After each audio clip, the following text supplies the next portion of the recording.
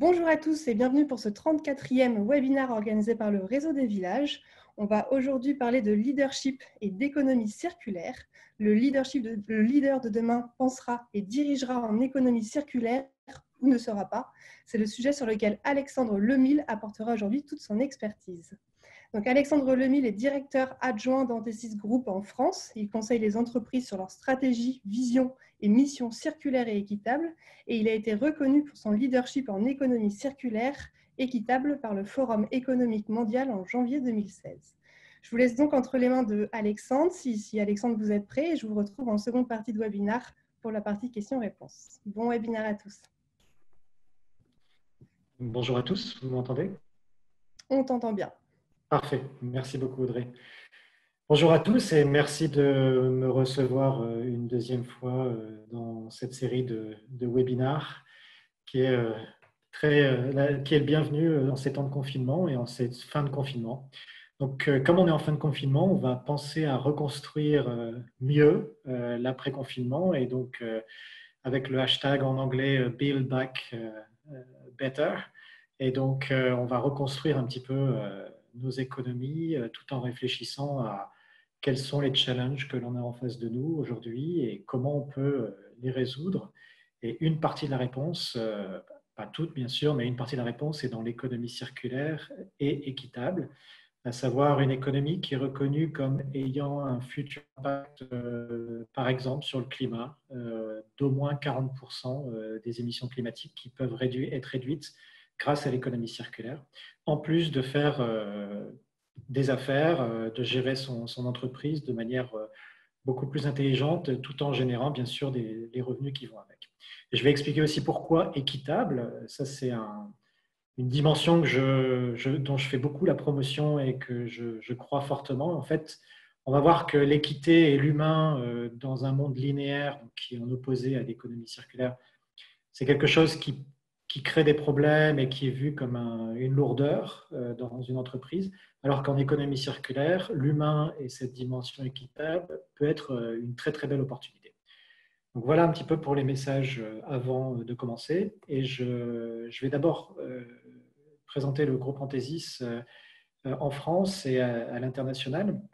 Donc nous sommes un groupement d'experts, de 500 experts à travers le monde, qui ne sont que dans le développement durable, l'économie circulaire et la mesure d'impact. Et en fait, on a été créé en 2013 pour aider les entreprises à changer de paradigme. Donc c'est vraiment ce qui a été identifié à l'origine de la création du groupe Anthesis, c'est vraiment accompagner les entreprises dans ce changement de paradigme, puisqu'on en parle beaucoup, mais on a du mal à passer le pas et on est là pour justement aider, que ce soit des petites entreprises, des startups, des PME, que des grandes entreprises, à faire le pas vers cette nouvelle économie beaucoup moins impactante d'un point de vue climatique, d'un point de vue sociétal et d'un point de vue environnemental.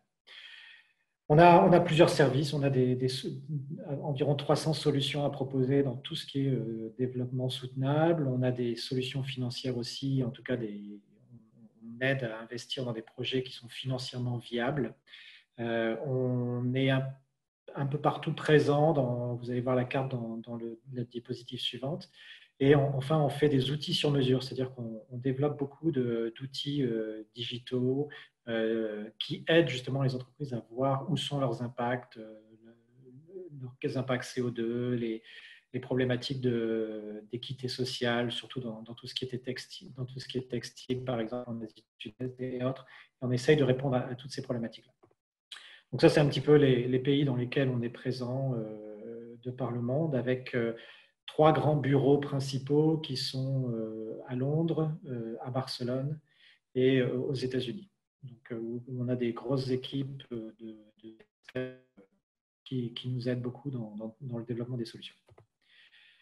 Et enfin, juste un dernier slide sur Anthesis, c'est qu'on est vraiment présent à toutes les phases d'une économie circulaire, aussi bien dans la définition de la stratégie, de la vision, que dans la mise en place à tous les échelons de cette économie circulaire, parce qu'il va falloir revoir toute la chaîne d'approvisionnement, toute la chaîne de valeur.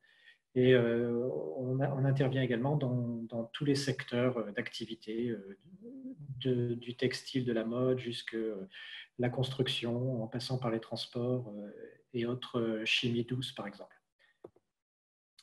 Avec des si, on pourrait peut-être aller très loin. Et si l'industrie textile nourrissait le monde? Aujourd'hui, l'industrie textile est vue comme l'industrie la plus polluante du monde. Mais en fait, c'est une industrie qui, à l'origine, vient de l'agriculture.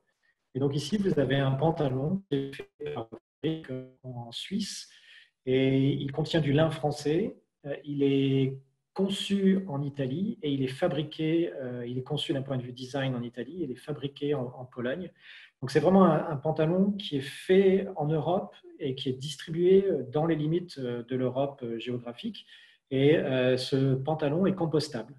Donc les boutons sont dévissables, on le met en terre et il régénère les sols de par le fait qu'il soit compostable assez rapidement. Donc un concept très intéressant.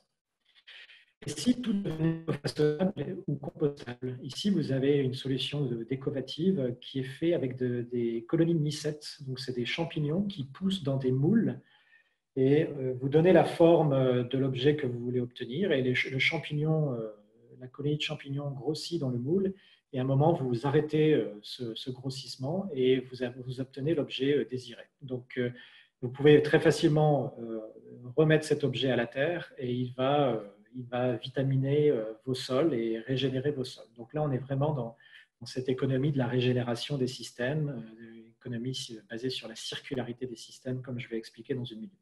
Et une économie aussi qui peut répondre, une solution qui peut répondre aux problématiques d'emballage, comme on le voit ici avec cette bouteille de vin. Et si tout était démontable et réutilisable? Ici, on est aux Pays-Bas avec des immeubles qui sont des bâtiments qui sont faits un petit peu comme des Lego. Donc tout a été calculé pour être monté de façon à ce que ce soit démontable dans 30, 40, 50, 60 ans, avec des passeports matières. Donc vous avez des passeports qui expliquent quels sont les matériaux qui sont intervenus dans la construction, donc le bois, l'aluminium, le béton, le verre, etc. Et comment les démonter et comment les réutiliser par la suite. Alors, aujourd'hui, ça c'est la réalité un petit peu de nos économies. C'est comme photographie parce qu'en fait, toutes ces déchetteries, on essaye de les cacher aux yeux des citoyens parce que ça devient un petit peu dramatique. On a du mal à gérer les volumes de déchets et c'est un petit peu la réalité de ce qu'est l'économie humaine. Donc, c'est la compréhension de ce que l'homme et la femme comprennent des limites environnementales et donc, c'est un petit peu la résultante de ce qui se passe. Et ça, c'est la résultante d'une économie, ce qu'on appelle linéaire, donc en opposition à une économie circulaire.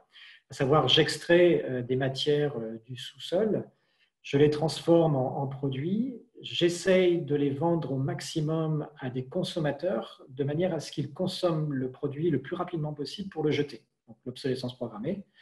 Une fois qu'il a jeté le produit, on va gérer ces déchets et comme ce sont des déchets, on va essayer de trouver des solutions de recyclage, mais on va le voir bientôt, le recyclage n'arrive pas à gérer tous ces volumes de déchets. Donc, bien souvent, ça finit soit incinéré, soit remis dans le sous-sol, bien souvent de nouvelles résidences qui sont construites au-dessus de déchets enfouis. Et ça, c'est ce que fait la nature. Et donc, l'économie circulaire va s'influencer des cycles naturels. Donc ça, c'est le plus bel exemple, la plus belle plante, le plus bel objet circulaire qui puisse exister, à savoir un arbre qui attire et qui transforme les énergies qu'il reçoit de manière à alimenter et à nourrir toute une population de faune et de flore tout autour de cet arbre. En fait, l'arbre transforme l'énergie solaire en photosynthèse, il s'alimente de cela, il développe des branches bien plus qu'il n'en a besoin pour sa propre survie, et c'est surtout des branches pour protéger la faune, la flore, nourrir les sous-sols. Et donc, on va apprendre de ces cycles naturels en économie circulaire et on va comprendre comment les écosystèmes sont gérés. En fait, c'est une économie de l'abondance et c'est une économie de la générosité. En fait, l'arbre est généreux avec l'ensemble de son écosystème avoisinant. Et en cela, c'est intéressant. Un autre aspect de ce qu'on apprend de la nature en économie circulaire, c'est que il n'y a pas de la compétition, c'est vraiment une exception. C'est vraiment quand il n'y a pas le choix. En fait, dans la nature, dans les écosystèmes naturels, j'essaie de ne pas utiliser le mot nature, puisque nature, ça sépare les humains des écosystèmes. Et ça, c'est une pensée occidentale qui est assez néfaste dans les réflexions. Mais dans les écosystèmes dont nous, les humains, faisons partie, ça n'est qu'en général de la collaboration, de la coopération entre espèces. Et c'est vraiment parce que la compétition utilise trop d'énergie. Alors, que voyez-vous ici? Vous êtes un entrepreneur. Si vous êtes dans une économie linéaire, vous voyez une pomme et vous allez vendre cette pomme. Vous allez travailler en silo et vous allez,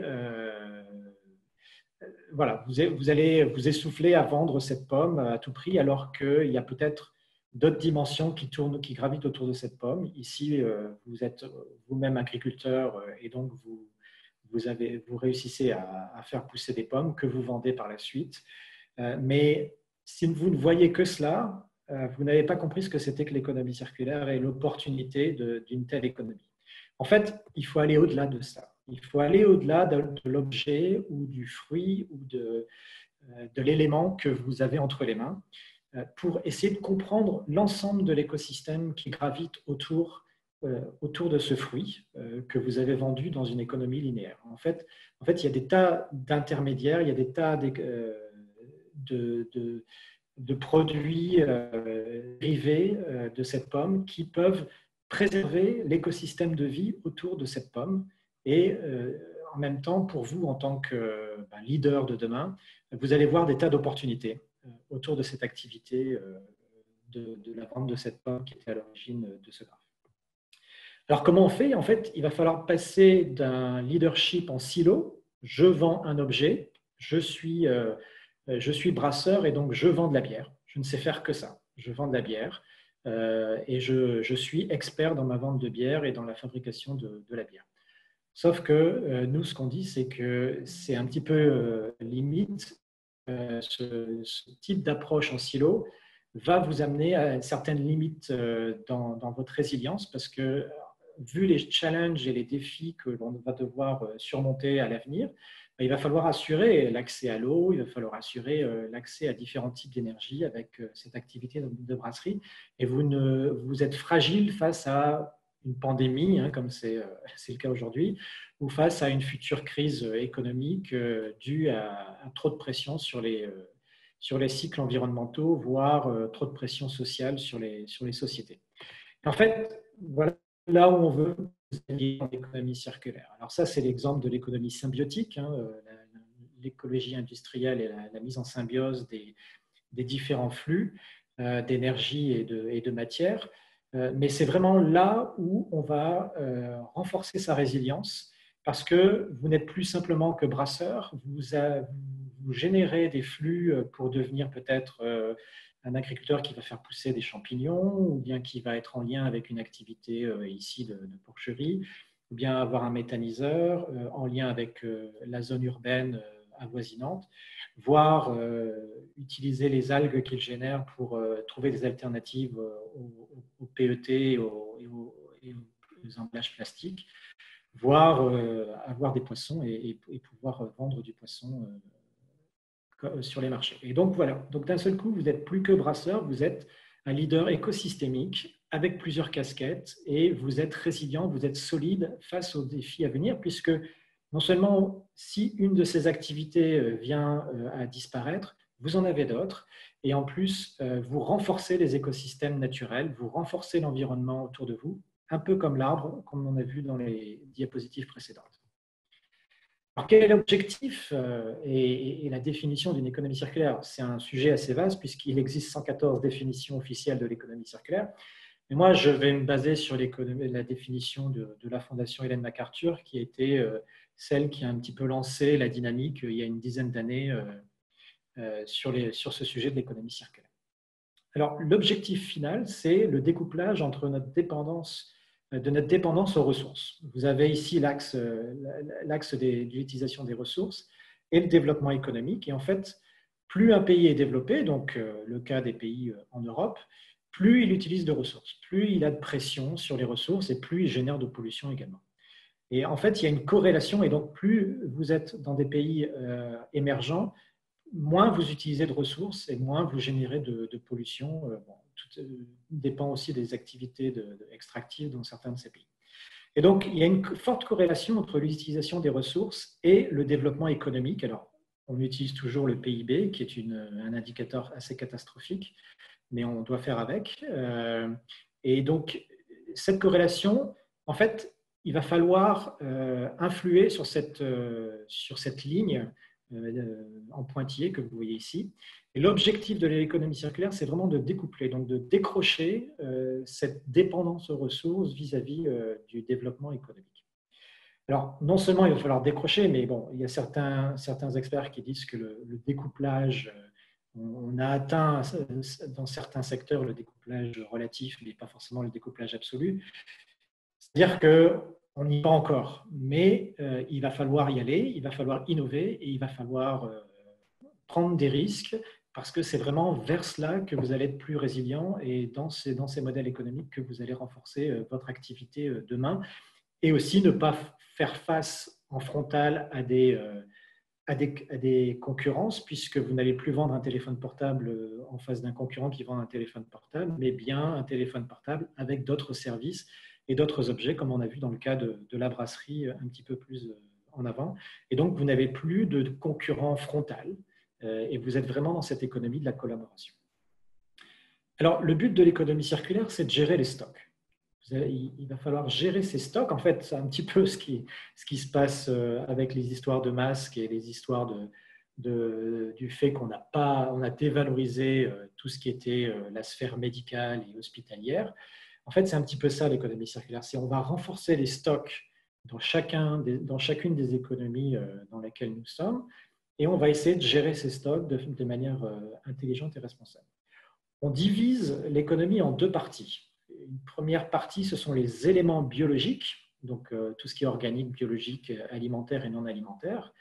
Et donc ça, c'est bien sûr la sphère, l'écosystème, donc la sphère naturelle. Et une autre partie de l'économie, c'est ce qu'on appelle la sphère technique, donc tous les métaux et non-métaux qui interviennent dans les objets. Alors ici, vous avez une chaise avec son armature métallique. Et cette chaise est également composée de tissus et de rembourrements, sans doute fait de coton et autres. Et donc, on va essayer de voir cette chaise comme un objet modulaire, réutilisable, puisqu'elle a été conçue pour une vie d'après. Et donc, l'opportunité de l'économie circulaire, c'est cela. C'est dans la réutilisation des matériaux qu'il y a la fondation de l'opportunité économique. C'est-à-dire qu'un objet va être accessible plusieurs fois sous forme de service ou plusieurs fois de manière chronologique, à savoir dans une première vie avec tel ou tel client, dans une seconde vie avec tel ou tel autre client, puisque l'objet va être fait de façon durable, de façon modulaire, de façon adaptable, évolutive. Et donc ici, on voit bien que la chaise est séparée en matière biologique et en matière technique. Bien sûr, les matières biologiques vont être faites avec de moins en moins de produits chimiques nocifs, puisque les produits chimiques nocifs, il y a à peu près une centaine sur la liste du Cradle to Cradle de produits qui ralentissent la réutilisation et la retransformation de ces éléments dans les différentes sphères. Donc voilà, donc bien à retenir, c'est que tout objet possède des nutriments biologiques et des nutriments techniques. Et ça, c'est un petit peu la base de comment on va faire pour recréer des stocks de matière de manière à continuer à utiliser ces stocks dans le futur pour telle et telle économie. Alors ça, c'est le graphique que vous voyez assez souvent. Je ne vais pas forcément aller dans tous les détails puisqu'on est un petit peu limité en temps, mais vous retrouvez ici la colonne vertébrale de l'économie, ce qu'on appelle linéaire, donc l'économie extractive, où on utilise des énergies fossiles. On fabrique des objets, on les assemble, et ensuite on va les distribuer à des consommateurs, donc des gens comme vous et moi qui sont faits pour consommer, c'est-à-dire on utilise l'objet et après on le jette.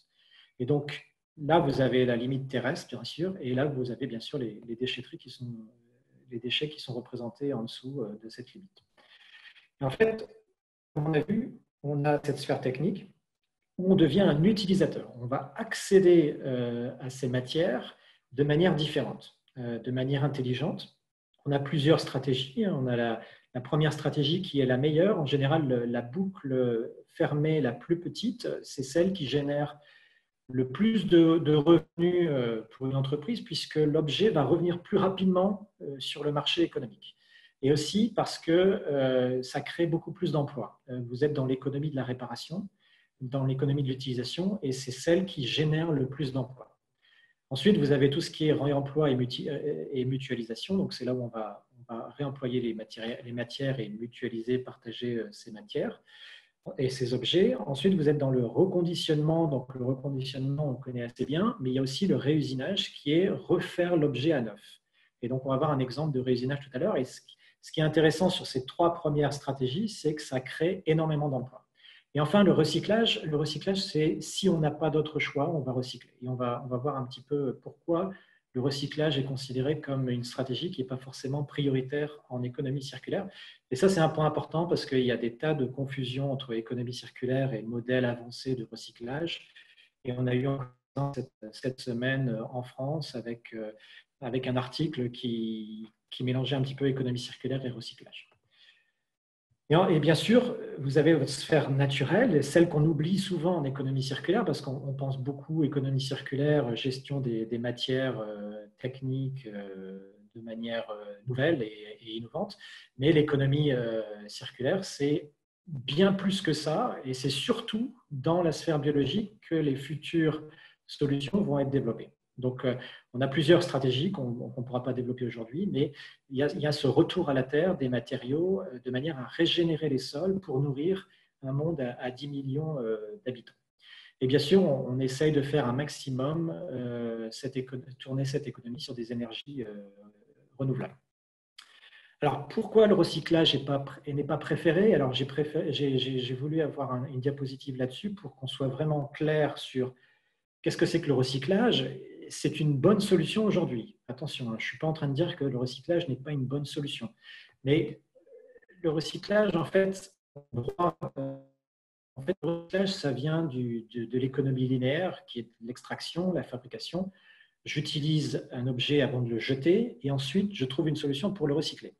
En fait, l'objet que je jette n'a pas été fait pour être modulé, évolutif, interchangeable. J'ai du mal à récupérer énormément de ces composants qui ont été mélangés. Et donc, c'est très, très difficile pour moi de recycler. Et le recyclage, je vais avoir un gros problème avec les volumes. Et comme on a vu dans la diapositive avec le bulldozer, les volumes dans un monde de 7,6 milliards d'habitants qui continue à faire la promotion d'une économie de la surconsommation, sont en train d'exploser de façon exponentielle. Donc, on est sur un modèle exponentiel de croissance. Et le recyclage est incapable de faire face à tous ces volumes de déchets, malheureusement. Et donc, aujourd'hui, c'est une bonne solution, mais en économie circulaire, on va essayer de réfléchir hors de cette sphère du recyclage vers des sphères qui vont préserver la matière, valoriser cette matière, ne pas utiliser trop d'énergie et essayer de faire face à ces volumes en évitant le déchet. Un bon déchet, c'est celui qui n'est pas. Et une dernière chose sur le recyclage, c'est que le fait qu'on jette et qu'on nous dise que ça va être recyclé, en fait, ça incite toujours à cette consommation, à cette économie de la consommation, et ce qui est problématique aujourd'hui. Alors, sur les modèles d'affaires, il y a énormément de modèles d'affaires à mettre en place. J'ai essayé de les classer un petit peu différemment aujourd'hui pour que ce soit un petit peu plus compréhensible pour ceux qui découvrent l'économie circulaire, parce que l'objectif n'est pas aller dans tous les détails de l'économie circulaire, parce que c'est un petit peu tous les détails de la vie, la vie personnelle et professionnelle. Donc, vous allez avoir des exemples des modèles d'affaires dans l'usage, dans la réparation, le réemploi, le reconditionnement, la régénération, la recyclabilité, bien sûr, la récupération, l'éco-conception qui est très, très importante. C'est comment on va refaire des objets de manière à ce qu'ils soient réutilisables et reconçus, dont les composants vont être récupérables au maximum. voilà, il y a des tas de modèles d'affaires intéressants et certains modèles vont être plus adaptés que d'autres à votre entreprise. Alors, l'objectif, c'est bien sûr de régénérer, donc régénérer tous les éléments qui vont pouvoir être régénérés, en général des éléments biologiques, et de restaurer les matériaux qui viennent à disparaître, parce que on a des problèmes d'entropie, et donc il va falloir préserver la matière pour refaire les objets demain. On est sur des stocks, on est sur une planète limitée, hein, ça a été reconnu que récemment dans les sphères d'affaires. On est sur une planète limitée et le but, ce n'est pas d'aller faire des activités d'extraction sur Mars ou sur la Lune comme le suggèrent certains PDG américains, mais bien de faire avec ce qu'on a sur la Terre. Et il y a plein d'innovations à inventer et à mettre en place avec tout ce qu'on a sur la Terre, sur toute cette abondance que l'on voit avec l'économie circulaire. Par exemple, avec Bocage, ce sont des chaussures qui sont vendues en tant que service, à savoir vous avez un abonnement mensuel et on vous invite à, si vous utilisez beaucoup de paires de chaussures, vous achetez beaucoup de paires de chaussures, c'est beaucoup plus intéressant d'accéder à la location de chaussures. On vous loue, c'est du nouveau leasing, c'est des formules de leasing circulaires, à savoir avec votre abonnement, vous avez accès à quelques paires de chaussures. La chaussure, une fois rendue en magasin à la fin du mois, la forme va être refaite, elle va subir un traitement antibactériologique et on va remettre la chaussure, on va reconditionner la chaussure, donc pas tout à fait à neuf, mais la chaussure va être presque parfaite pour le client ou la cliente suivante. La réparation, ça c'est un modèle très intéressant. Ici, on est sur un téléphone portable qui est complètement démontable. Donc, ça veut dire que tout est accessible. On vous invite à démonter et à réparer le téléphone. Alors, ce n'est pas vous ni moi qui allons réparer ce téléphone le dimanche matin. On a peut-être autre chose à faire, mais ça va générer une activité économique dans votre pays puisque du jour au lendemain, vous allez avoir des magasins de réparation de téléphones qui vont se spécialiser sur ces téléphones qui sont facilement démontables, bientôt évolutifs. Et dans 6 mois, peut-être que ces magasins de réparation vont vous proposer un nouveau module pour la caméra, pour l'appareil photo, parce qu'ils savent que vous aimez bien faire de jolies photos. Donc, ça crée de l'emploi dans votre économie et donc ça crée ce qu'on appelle le ruissellement économique, dont on a parlé depuis très longtemps, mais en fait qui n'existe pas vraiment. Ici, en économie circulaire, ce ruissellement existe si votre objet est en open source, puisqu'il crée une activité économique dans votre pays. Et en plus de cela, il donne accès à tous des matériaux qui sont devenus rares à l'extérieur de votre pays. Et donc, c'est la nouvelle activité de urban mining qui s'impose ici comme modèle.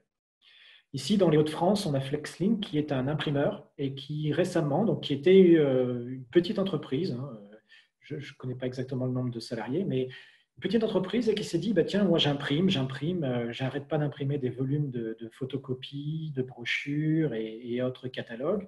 Et en fait, ils sont empilés chez les gens, chez les entreprises, et c'est une catastrophe, non seulement environnementale, mais c'est un gâchis monumental. Et donc, ils ont mis en place ce qu'on appelle donc l'économie de la fonctionnalité, à savoir, je vais imprimer à la demande. Vous avez besoin de 100 brochures ce mois-ci. Voyons 10 jours avant la fin du mois si vous avez utilisé vos 100 brochures. Sinon, on va éviter d'imprimer. Vous m'avez commandé 2000 brochures. Eh l'objectif, ça va être de ne pas atteindre ces 2000 brochures d'impression. Et si on n'en a fait que 1500 des brochures, le chiffre, la cotation, le prix que je vous avais donné sur les 500 brochures restantes, on va se le partager entre vous et moi, entre vous le client et moi l'imprimeur. Et donc, on a intérêt à ne plus imprimer. Donc, c'est en cela que c'est super intéressant. Donc là, on est aussi bien dans l'économie de la fonctionnalité, l'usage, que l'évitement de générer du déchet futur. Ici, on est dans des villes symbiotiques. Alors, en Afrique, on a beaucoup de nouvelles villes et on est au Nigeria ici. Et c'est des quartiers d'Abuja au Nigeria qui sont en train d'être conçus comme on le voit dans la nature. Donc, vous avez les cycles biologiques et les cycles techniques qui ont été préconçus, prédesignés et on va concevoir la ville autour de ces flux biologiques et d'énergie. Et donc, ça c'est très intéressant puisque l'économie circulaire, à savoir, je conçois un modèle économique qui ne va plus générer de déchets ni de pollution, est complètement ancré dans le design de ces nouveaux quartiers d'Abuja. Et enfin, un dernier modèle, le Renault, qui est l'un des leaders du réusinage. Donc, comment on va récupérer des pièces de voitures, alors pas forcément de la même marque, et comment on va refaire ces pièces à neuf. Donc, je ne sais pas si vous le savez, mais Renault, dès que vous allez acheter une voiture neuve, ça fait déjà quelques années que Renault propose des voitures neuves avec des moteurs complètement réusinés, donc des moteurs qui ont eu une vie précédente, mais dont les pièces ont été refaites à neuf, et donc avec toutes les garanties à vie ou les garanties qui vont bien avec le moteur qu'on vous propose. Et donc, c'est en cela que c'est intéressant parce que on récupère les matériaux et on les remet à neuf. Et ensuite, ça crée énormément d'activités économiques. On crée beaucoup d'emplois autour du réusinage. Et dernière partie de cet exposé avant de passer aux questions, c'est il va falloir garantir l'accès aux ressources. Et cet accès aux ressources va être la clé de l'équité sociale. L'équité sociale qui fait des grands débats un peu partout dans le monde. Et en fait, moi, ce que je dis souvent, c'est que c'est bien de créer de l'économie circulaire en Europe dans nos cercles vertueux, mais si le reste du monde n'est pas circulaire et si ce n'est pas des solutions qui sont équitables, vous allez avoir des pressions sociales sur vos économies et en fait, toutes vos innovations circulaires vont un peu être mises à mal s'il n'y a pas l'équité ancrée dans ces concepts circulaires. Alors ici, on a un exemple. Alors, pour mettre en place l'équité, il va falloir bien sûr sortir les grosses mesures. Ici, on a un exemple avec la Suède qui encourage le droit à la réparation, qui encourage que les objets soient en open source, que les objets soient réparables, démontables, nettoyables, accessibles. Et donc, ils ont diminué la taxe à la valeur ajoutée, la TVA, de 24% à 12% pour tous les business, pour toutes les entreprises qui veulent investir dans la réparation des objets. Et donc là, on est vraiment dans une nation complète qui investit dans la réparation. Et ce qui est intéressant, encore une fois, c'est que la réparation, ça donne accès aux composants dans un pays. Alors qu'on soit un pays émergé ou un pays émergent, c'est la même priorité, c'est l'accès aux ressources. Et il faut que cette ressource soit accessible de manière ouverte, c'est-à-dire qu'elle ne soit pas récupérée forcément par les fabricants d'origine de manière monopolistique, sinon on est dans une économie inéquitable. Et donc là, c'est intéressant, ce modèle de la Suède qui fait la promotion de la réparation, donc de l'accès aux ressources, et donc une société qui va être bien plus équitable que d'autres. En France, on a un super exemple qui est la ville de Roubaix qui a utilisé le modèle du zéro déchet. Donc, c'est un petit peu la première étape avant une économie régénérative circulaire. Et le zéro déchet, c'était de dire à des familles, il y a 5-6 ans, je vais vous challenger, on va essayer de vous aider à ne plus créer de déchets chez vous. Et donc, ils ont fait des tas d'ateliers, de conférences, ils ont donné des outils aux familles, hein, des pèse poubelles, des composteurs, ils ont donné accès aux familles à des jardins partagés pour qu'elles puissent accéder à la sécurité alimentaire. Elles ont promu la consommation bio de produits bio, alors que c'était juste en complément de leur production dans le jardin ou sur leur balcon avec leurs composteurs et leurs fruits et légumes. Et en fait, on a réussi à trouver une corrélation entre la vie à zéro déchet et les soucis financiers qui disparaissent, l'équité sociale et le lien social, puisque ce sont des gens maintenant qui parlent avec leurs voisins, qui parlent avec des tas de résidents et de citoyens de cette ville dans les Hauts-de-France. Et enfin, donc sortir des problématiques financières et beaucoup plus de relationnel et de social. Donc intéressant ce lien entre le zéro déchet et l'amélioration de la vie des gens. Et enfin, dernière diapositive avant les questions. L'objectif ultime, c'est qu'en plus de préserver donc, ces ressources et ces matières sous forme de stratégie de reconstruction des stocks, et de préservation de la sphère biologique. C'est un petit peu la priorité numéro un, c'est de préserver cette sphère biologique, parce que cette sphère biologique est le lien entre nous et la vie. C'est elle qui va préserver les conditions de vie sur Terre. Et donc, il va falloir la décupler via nos activités économiques. L'autre objectif est bien sûr de restaurer cette sphère technique, parce que les matières, le stock technique disparaît, il va falloir le maintenir dans une économie où on va évoluer vers 10 milliards d'habitants. J'ai proposé également de préserver la sphère humaine, à savoir de reconsidérer les humains et de revaloriser les humains dans une économie qui va non seulement prendre soin des matériaux, non seulement prendre soin de l'environnement, mais prendre soin de l'humain. Et donc de considérer l'humain comme une valeur, revaloriser l'humain dans cette sphère, dans ce nouveau modèle économique qui est là pour préserver et pour prendre soin de tous et de tout le monde. Et donc, il y a des modèles que j'explique sur les réseaux sociaux, sur cette sphère humaine et comment on va revaloriser l'humain dans cette nouvelle économie. Une des raisons pour laquelle on va revaloriser l'humain, c'est que l'humain appartient au cycle d'abondance. Donc, ce qu'on a vu un petit peu dans les exemples précédents, alors que les matériaux sont dans ce qu'on appelle la rareté, et il va falloir les préserver, et alors que les humains et la nature sont des cycles régénératifs, et c'est là où va se trouver l'abondance, et c'est là où vont se trouver les innovations de demain, si vous voulez.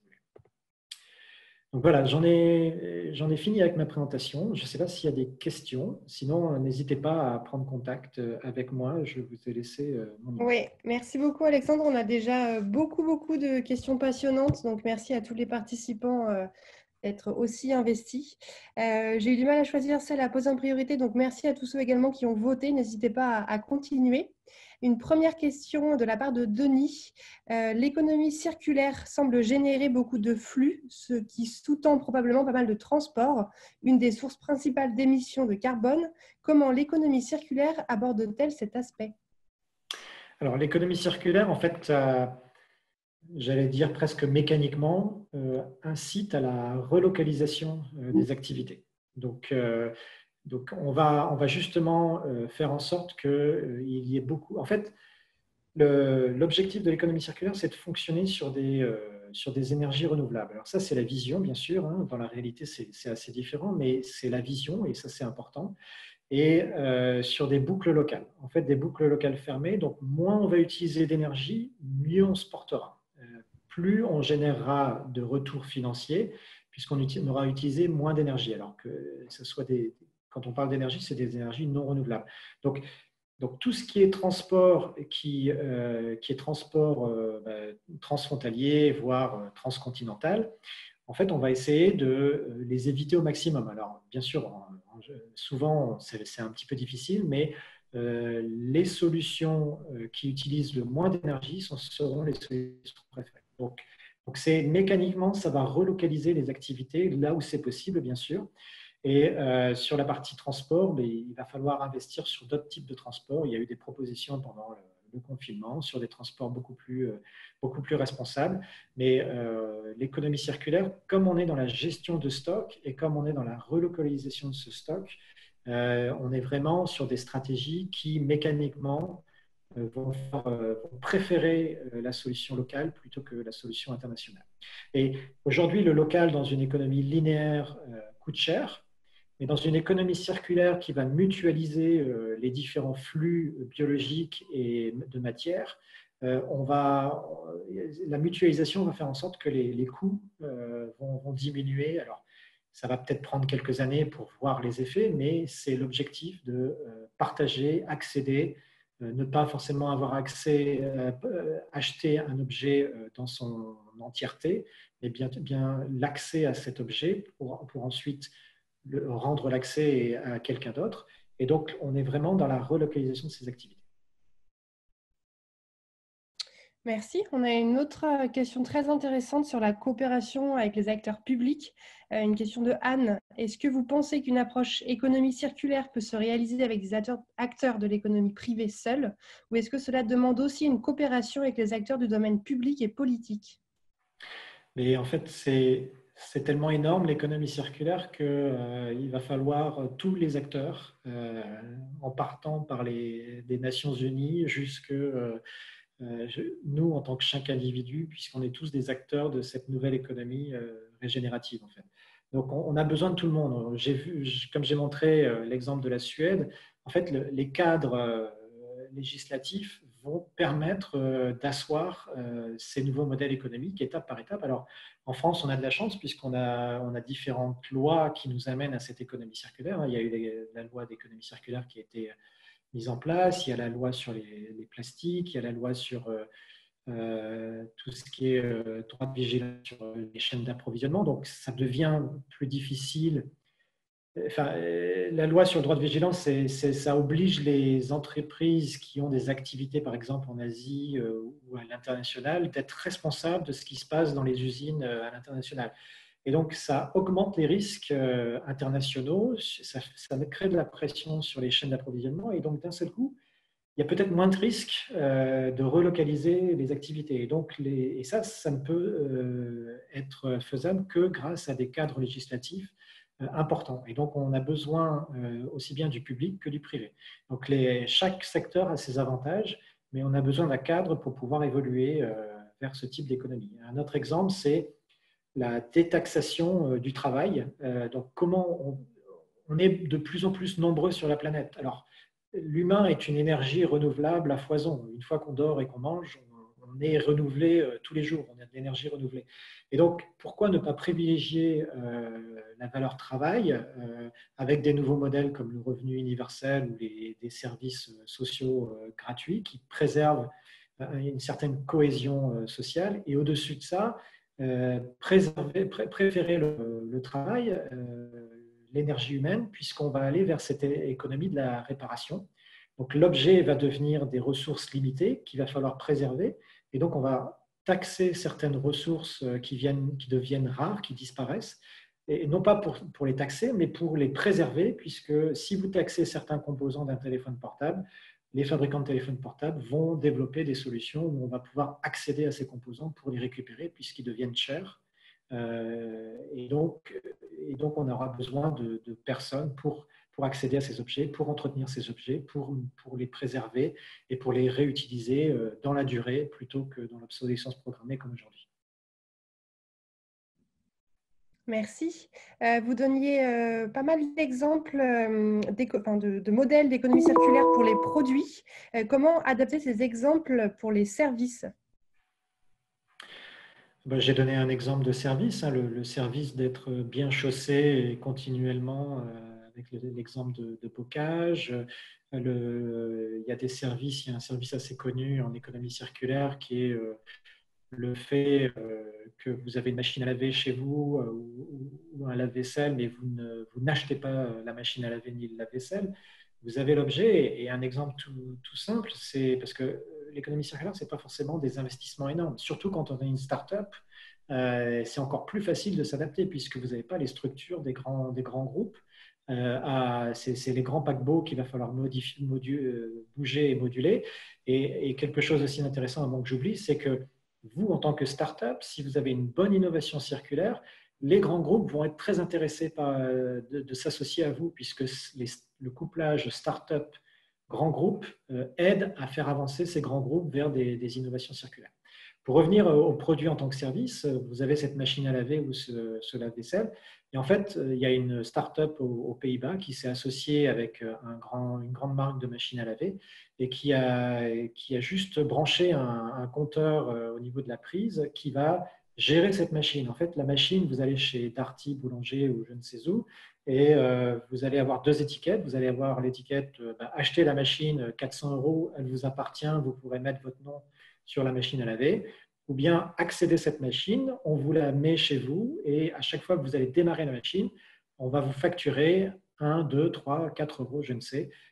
Donc, ça va être à l'usage. Qu'est-ce qui va se passer? C'est que cette machine à laver, vous allez bien faire attention à mettre de vêtements dans la machine, bien être sûr que les vêtements sont bien sales. Et donc, ça va changer votre comportement. Vous allez faire une lessive par semaine plutôt que 3 lessives par semaine aujourd'hui. Et il y aura donc un changement de comportement du client. Donc, c'est en cela que c'est intéressant. et donc moins de pression sur les systèmes d'eau et moins de pression sur les systèmes électriques. Et donc, moins de nécessité d'avoir des énergies fossiles pour alimenter tous ces systèmes. Et donc, c'est en ça que c'est intéressant, c'est que ça change de comportement. Une autre chose pour vous en tant que leader et en tant que start-upper, c'est que je suis cette machine à laver qui est chez moi et qui est constamment en contact avec le client, entre le client et le fournisseur de services. Et le fournisseur de services de la machine à laver va pouvoir maintenant vendre des produits de lessive, va pouvoir vendre d'autres produits autour de cette machine et donc développer un petit peu cet écosystème de services dont je parlais précédemment. Merci. Une autre question. Un cycle de vie d'un produit qui prévoit une fin de vie compostable, donc qui n'est pas réinjecté dans le cycle de l'économie, est-il durable? N'est-il pas plus intéressant de lui prévoir une fin de vie sous forme de réemploi? Oui, les deux. En fait, ça va être assez en fonction de l'objet que vous avez en votre possession et de la stratégie que vous voulez mettre en place. Il y a plusieurs stratégies qui peuvent être mises en place. Si c'est des éléments techniques, des nutriments techniques, bien sûr que le réemploi fait sens. Si ce sont des nutriments biologiques, encore, je reviens peut-être à mon exemple de la pomme ou de la brasserie, peut-être que j'ai un intérêt de régénérer les sols avec les éléments que je fabrique, les produits que je fabrique, parce que mon activité faire des pantalons est liée à mon activité agricole. Et donc, quelque part, j'ai intérêt aussi à faire attention à mes cycles biologiques. Donc, tout est une question d'innovation, tout est une question de positionnement pour éviter la compétition directe et de quel type d'opportunités économiques et environnementales vous allez pouvoir adopter. Encore une fois, chacun est différent et chacun a des marchés différents et des opportunités différentes. Et les innovations, elles peuvent être décuplées si vous gardez toujours en perspective cette ouverture d'esprit sur j'ai deux sphères, j'ai deux types de nutriments, d'éléments que je manipule, aussi bien d'un point de vue organisationnel, dans ma façon d'organiser mon entreprise, dans ma façon d'opérer mon entreprise, que dans ma façon de fournir des innovations sur les marchés que je cible. Et donc, il faut toujours garder ces boucles fermées, réemploi par exemple, ou une boucle ouverte. J'ai un pantalon qui va se transformer en compost par la suite. Donc, j'ouvre sur une autre activité et peut-être qu'en parallèle, je ne fais pas que de la vente de pantalons, mais je fais aussi des légumes ou du lin pour l'activité textile en France. Encore une fois, tout est ouvert et c'est en ça que c'est intéressant. Vous disiez tout à l'heure que le meilleur déchet est celui qui n'existe pas. Pensez-vous que le problème actuel est le volume des déchets ou la typologie des déchets? Ça, c'est une question un peu plus technique. C'est les deux. C'est le volume des déchets parce qu'on a du mal à contenir ce volume et la typologie aussi. Mais en fait, les éléments, l'intensité matérielle des objets, comme on voit par exemple les nouveaux téléphones portables qui sortent avec une intensité matérielle décoiffante. On en veut toujours plus et on veut toujours aller plus loin. C'est le gros problème, la grosse problématique de la croissance économique infinie dans un monde fini. Le jour où on comprendra que cette croissance économique exponentielle n'est plus possible, on va pouvoir enfin innover, si vous voulez. C'est quand on comprend les limites d'un système que l'on regarde ailleurs et qu'on est innovant. Donc, dans les déchets, c'est pareil. C'est le déchet qui n'existe pas, c'est le meilleur des déchets. Et la problématique du recyclage qu'on nous vend régulièrement, c'est, encore une fois, le recyclage, c'est bien maintenant dans une économie linéaire qui est encore la réalité dans 95% des cas, mais c'est de déresponsabiliser les gens, dire voilà, je vais jeter, il y a quelqu'un qui va s'en occuper. Et en fait, on atteint des volumes complètement considérable et on n'arrive plus à retraiter tous ces volumes. Et ce sont des objets qui n'ont pas été faits pour être, dont les matériaux n'ont pas été faits pour être séparés. Donc c'est la grosse problématique de la classification de ces déchets et de la typologie de ces déchets. C'est que rien n'a été fait pour ça. Donc en économie circulaire, alors normalement, dans les formations que je donne, je demande 10 centimes à chaque fois qu'on parle de déchets, puisque dans l'économie circulaire, on ne parle pas de déchets, on parle de ressources non utilisées. Et donc, quand on voit que tout est ressources, utilisables, utilisées ou non utilisées, on voit un monde différent et on voit un monde d'opportunités. Alors, bien sûr, il va toujours falloir des experts pour s'occuper de la récupération des déchets, puisqu'il y aura toujours un stade de déchets encore pendant quelques décennies. Mais pour les experts qui se veulent être dans l'économie circulaire, on parle de ressources et tout est ressources et il va falloir réutiliser toutes ces ressources. Merci. 10 centimes, donc, Ludovic a reversé à Alexandre à la fin du webinaire. Une question sur la TVA de Nathan. En France, on a eu des recherches sur la TVA via la Fondation 2019. Quels sont les freins d'une telle mesure? Je ne suis pas forcément le meilleur expert sur la TVA, mais l'idée, juste pour donner mon point de vue, d'un point de vue circulaire, hein, après il y a tout ce qui est fiscalité, ce sera aux experts de la mettre en place, mais l'essentiel c'est qu'ils comprennent bien là où on veut aller. L'idée c'est un petit peu dans ma dernière diapositive de dire il y a des choses désirables et des choses non désirables dans une économie. Il y a des ressources renouvelables et donc abondantes, enfin, ou si elles ne sont pas abondantes comme les ressources naturelles, puisqu'on les détruit à un rythme jamais vu auparavant, il va falloir reprotéger et régénérer ça pour que ça redevienne abondante. Et on a des ressources qui deviennent rares. Et donc, la rareté est plutôt matérielle et l'abondance est plutôt biologique, donc nous inclus, les humains. Et donc, pour répondre à des problèmes d'équité sociale, des problèmes d'inclusion et des problèmes de circularité des systèmes, et pour commencer à faire tourner cette roue, il va falloir taxer certaines choses, détaxer certaines autres et subventionner ou inciter sur certains comportements, comme j'expliquais tout à l'heure, le changement de comportement des clients et donc des consommateurs. Et donc, la grande idée, c'est de dire qu'il y a des ressources qui vont disparaître, il va falloir les taxer, non pas pour que ça coûte plus cher, mais pour y faire attention et pour qu'on puisse y accéder différemment en tant que service, mutualisé, etc. Et après, il y a des flux qui sont super abondants, mais qui sont dévalorisés. Et souvent, ce sont les humains, puisqu'on passe de 7 à 10 milliards de personnes. Donc, on a plein d'humains, mais on ne sait plus quoi en faire. En fait, parce qu'on réfléchit de manière linéaire, parce que l'humain, dans la linéarité des choses, c'est quelque chose qui me coûte cher et c'est quelque chose que j'essaye de me débarrasser, sauf quand je le vois comme consommateur. Et dans la circularité, en fait, il va falloir favoriser l'humain et favoriser le travail et donc détaxer ce travail. Et donc, c'est en cela que c'est intéressant, c'est que si votre TVA baisse sur les activités de réparation, d'entretien, de soins, tout ce qui est protection de la personne, etc., ça va encourager de l'emploi, ça va encourager une économie du soin, une économie de la protection, et donc ça va créer ces cercles vertueux. Et donc, c'est en cela que c'est intéressant de changer la taxation dans l'avenir. Une question un petit peu plus politique à présent. Dans les perspectives actuelles de réflexion des politiques industrielles, il existe des think tanks sur l'énergie, etc. Font-ils aussi la promotion de l'économie circulaire auprès de nos dirigeants nationaux et européens? Je pense par exemple au Shift Project. Et si oui, quels axes sont privilégiés?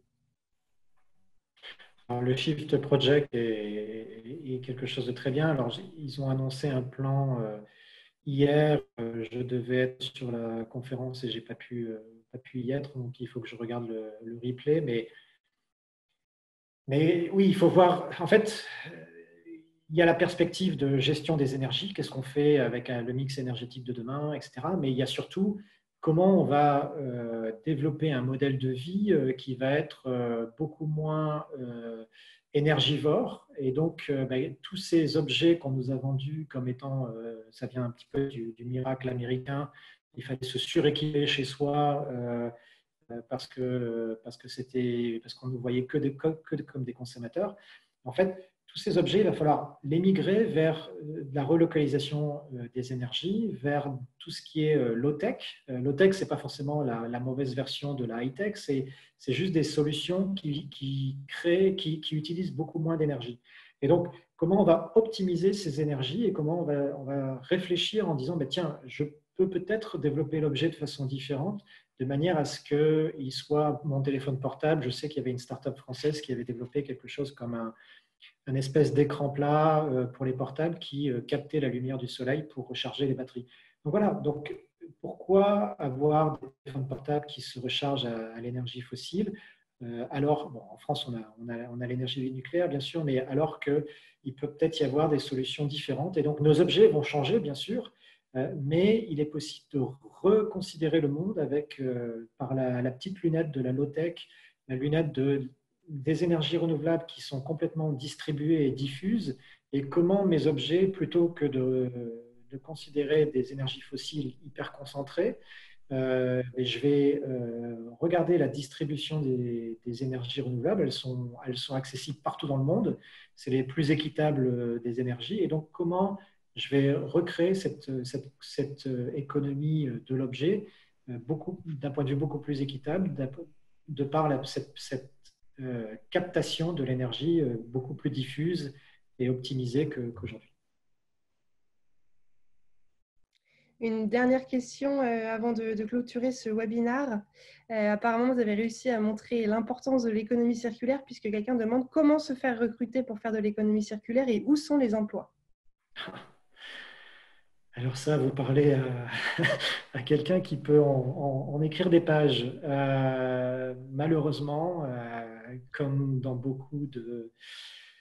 euh, dans beaucoup de milieux, en fait, moi, ça fait 10 ans que je suis dans l'économie circulaire. J'ai eu la chance de voir la naissance de cette fondation Ellen MacArthur en 2009-2010.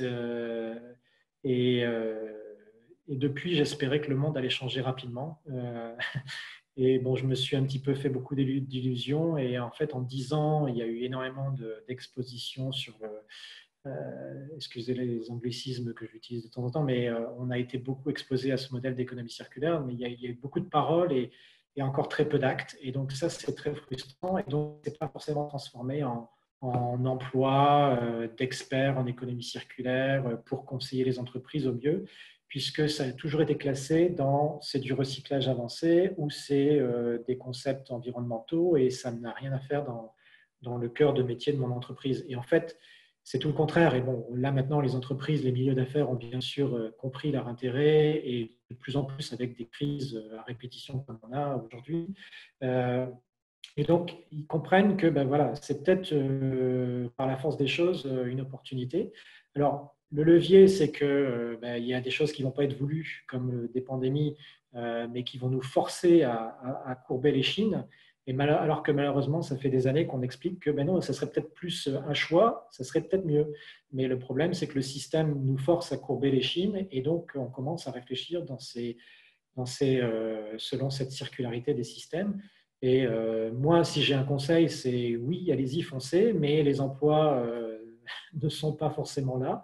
Il va falloir créer vos postes. Donc, c'est ce qu'il faut faire, c'est aller voir les entreprises et dire, ben voilà, c'est ça l'avenir, inventer un poste ou réfléchissons à peut-être travailler pour plusieurs entreprises en tant qu'expert dans ce domaine. Merci beaucoup Alexandre. Céline, Maxime te dit sur la conversation que tu peux venir créer ton entreprise à Gap avec l'aide de l'incubateur Gap. Alexandre, merci beaucoup pour tous ces éléments. Malheureusement, on n'a pas pu traiter toutes les questions, mais c'est une bonne nouvelle. Au fond, ça veut dire que le sujet a passionné tous les participants. Donc, un grand merci pour cette deuxième intervention. Tu as des personnes qui te disent merci sur l'onglet Converser. Donc, un immense merci. Super. Et pour l'ensemble des participants, je voulais également vous remercier de nous avoir suivis pendant ces 34 webinaires pendant la période de confinement. On espère que ça a pu répondre à de nombreuses questions pendant cette période un petit peu compliquée.